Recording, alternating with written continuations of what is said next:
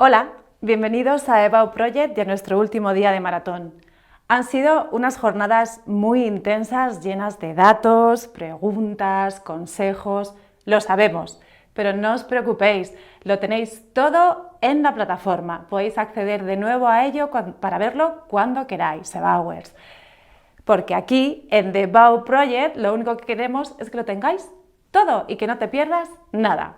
Hoy tenemos las 3 últimas masterclasses, no por ello menos importantes: Fundamentos del Arte, Matemáticas 2 y Lengua y Literatura. Pues podéis descargar los anexos que han dejado los profes para poder seguir mejor la clase. Para ello, pincha dentro de Masterclass en Descargar material de clase y recuerda que puedes utilizar el chat para enviar tus preguntas. Bueno, ¿empezamos? Pues damos paso a la primera Masterclass de hoy, Fundamentos del Arte. Estamos contigo, Mónica. Bienvenida.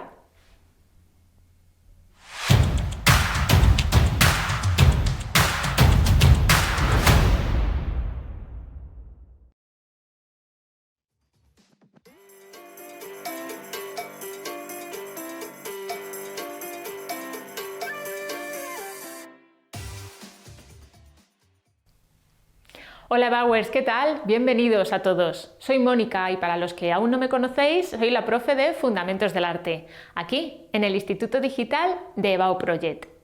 Y hoy os traigo una clase especial. La verdad que queda muy poquito ya para la fecha del examen, ¿verdad? Y es por eso por lo que os propongo que hoy nos centremos en lo que más se ha puesto en los últimos años dentro de esta asignatura, ¿vale? Todos tenéis el mismo temario, por tanto, esta clase te va a servir tanto si vives en Murcia como en Extremadura o en Andalucía, da igual donde vivas. Este tema es igual para todos. Bueno, y sin más, pues yo creo que vamos al lío. Hoy pues os voy a hablar de lo que más sale en el examen, en los exámenes. Empezaremos por pintura. Pero no os preocupéis, porque también vamos a hablar de escultura y de arquitectura, ¿vale? Así que vamos poquito a poco. Vamos a empezar por lo primero. En pintura, Goya. Goya es un tema estrella. El año pasado fue pregunta en los exámenes, por ejemplo, de Madrid, Valencia, Castilla y León, La Rioja. Bueno, la verdad que en casi todas las comunidades lo preguntaron. Lo mismo pasó con el año 2020. Pues lo primero, recordamos lo que hemos visto ya en las clases que hemos hecho aquí en EBAU Project, es ubicarlo en el tiempo. Así que recordar que su vida está entre 2 siglos, el XVIII y el XIX. Respecto a qué pasó en esta época, pues tenemos que recordar que vivió de todo, la verdad: Ilustración, la Guerra de la Independencia, la vuelta de la monarquía absolutista y, por último, su exilio a Francia. ¿Os acordáis de todo? Bueno, espero que sí. Las láminas que nos pueden poner de Goya son los duques de Osuna y sus hijos, de 1788, y la familia de Carlos IV, del año 1800. En estos retratos lo que tenemos que destacar es sobre todo el análisis psicológico que hace de los personajes. Hay una gran ternura, por ejemplo, cuando pinta a los niños, da mucha importancia al color en sus lienzos, usando esa pincelada suelta y pastosa que va evolucionando a lo largo de su vida, pero que también la sabe hacer muy precisa cuando así lo necesita. Quiero que os fijéis en las gradaciones y en las transparencias que hace sobre todo en la ropa y que utiliza la luz para modelar las figuras. Todo esto está en estos cuadros. Muy bien, de las características, por ejemplo, del cuadro de Carlos IV, de la familia de Carlos IV, esas las sabéis, con esas no me voy a entretener. Porque otro cuadro por el que nos pueden preguntar es, por ejemplo, el Quitasol, de 1877. Este cuadro actualmente está en el Museo del Prado y es que forma parte de la serie de cartones para tapices que realizó para la Real Fábrica de Santa Bárbara en Madrid. Es una escena costumbrista. Si os fijáis, ella va vestida a la francesa y él a lo español, a lo majo, que era la moda. Es un tema bastante amable, con influencia rococó y con una composición clásica en triángulo, usando colores luminosos y tonos vivos. Si nos centramos en las conocidas como pinturas negras, a todos nos tiene que venir a la cabeza el lugar donde estaban hechas, ¿verdad? Y es que Goya, si recordáis, ya estaba cansado de la corte y se decide en 1819 trasladarse a una casa nueva, a las afueras de Madrid, cerca del río Manzanares, que ya era conocida como la Quinta del Sordo, y es aquí donde realizó este impresionante conjunto. No son pinturas al fresco, sino que las pintó directamente sobre la pared seca utilizando óleo. Actualmente se encuentran en el Museo del Prado, ya que en 1874 la decoración mural se trasladó al lienzo. Muy bien, pues todas las escenas tienen un estilo similar. Por ejemplo, pues son composiciones novedosas, porque las figuras las descentraliza de la escena. Casi todas, escenas nocturnas, por tanto son colores oscuros, con una carga muy grande de pesimismo, haciendo que sean temas enigmáticos y creando muchos espacios irreales. Nos presentan los personajes de una manera nada realista, si os fijáis es muy expresionista. ¿Por qué? Porque lo que quiere es transmitirnos con esas imágenes desesperación, vejez, soledad y muerte. A estas pinturas, de hecho, se las consideran precursoras de otros movimientos artísticos posteriores, como por ejemplo el expresionismo pictórico, o por ejemplo el impresionismo, por el uso que hace de la pincelada suelta, o también del surrealismo, con esa representación que hace en su propia casa sobre un mundo totalmente onírico. Muy bien, pues de estas pinturas negras nos vamos a centrar en concreto en tres. Saturno devorando a su hijo es un tema mitológico que ha estado presente a lo largo de la historia de la pintura, con ejemplos tan conocidos como el que realizó el pintor Rubens. Pero aquí Goya, si os fijáis, no representa al hijo como un bebé, sino más como un joven, o una joven, por las formas que tiene del cuerpo, esas caderas.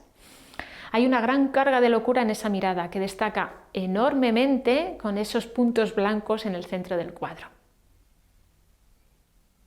Por su parte, en el aquelarre, pues vamos a ver que esto es la iniciación de una joven al mundo de la noche, donde se van a reunir tanto brujos como frailes y beatas, y destacando sobre todo esa imponente figura del macho cabrío.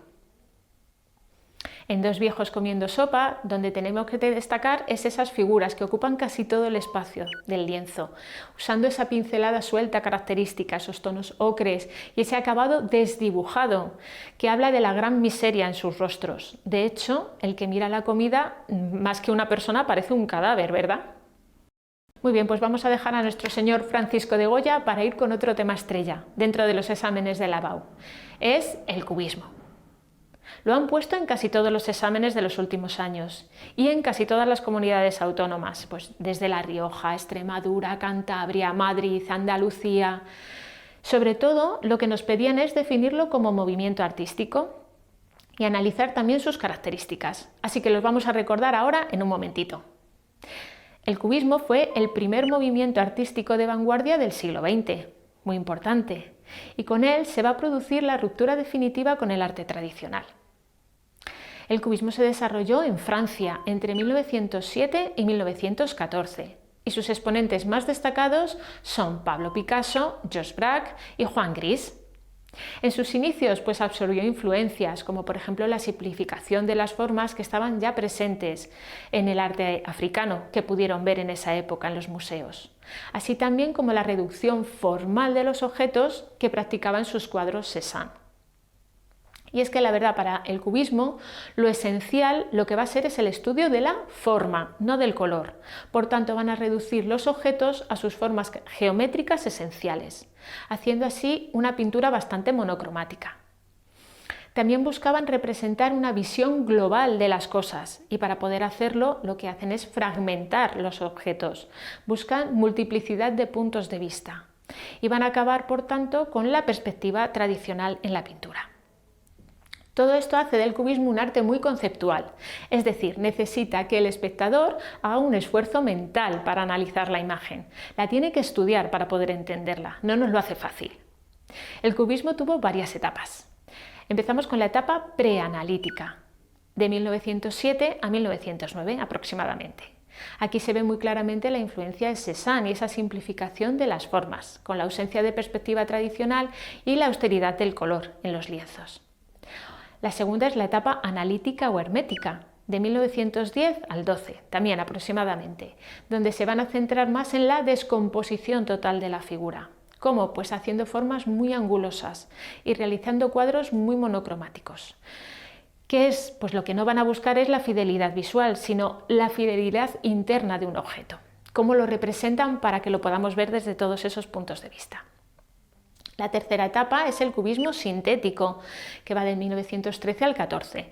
Y aquí el color vuelve a tomar un poquito más de protagonismo. Se va a introducir una técnica nueva muy importante, que es la técnica del collage. Y con ella va a experimentarse las texturas dentro de los cuadros. Vale, pues dentro del cubismo tenemos que destacar a un pintor excepcional, como es Pablo Picasso. De las láminas que nos ponen para desarrollar en los exámenes, nos pueden preguntar sobre todo por dos, ¿vale? Que son las estrellas también, dentro de estos exámenes de la EBAU.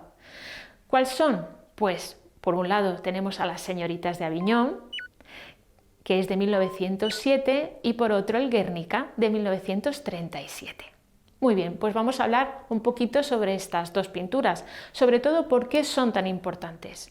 Y es que, si os fijáis, son dos hitos en la pintura, porque el primero, las señoritas de Aviñón, se la considera el inicio del cambio, es donde se va a romper con la pintura tradicional y va a dar lugar al cubismo. El segundo, el Guernica, por su parte, es todo un símbolo político atemporal, porque aquí representa la violencia de las guerras contra la población civil y se va a usar siempre que haya esas guerras. Esto por un lado, ¿vale? De pintura EBAUers. De igual manera, si podéis ver las videoclases que tenemos aquí en The EBAU Project, os van a venir súper bien. ¿De qué vamos a hablar? ¿Qué pensáis? Hemos visto pintura, pues ahora, si os parece, nos vamos a centrar en escultura. Y muy brevemente vamos a ir viendo esa evolución de la escultura a lo largo de este siglo XX. ¿Dónde qué se va a buscar? Pues la modernidad. ¿Cómo? Pues a través de dos caminos. Unos van a tender hacia la figuración y otros al sentido contrario, a la abstracción, ¿vale?